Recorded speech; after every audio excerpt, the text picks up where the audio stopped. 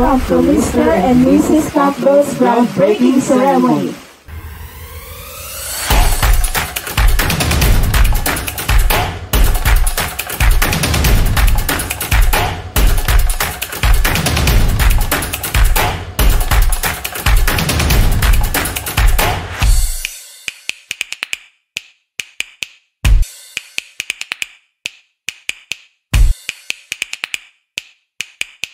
Ladies and gentlemen, welcome to the groundbreaking ceremony for our new house.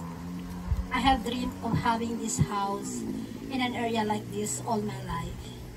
And my husband has the same vision. We decided the LASA construction is the right party to fulfill our dream. We are honored to embark on this journey with you, and we look forward to building something truly remarkable together. Thank you once again. Let's continue to make lasting impression and lasting legacy. Thank you, Ma'am and Sir.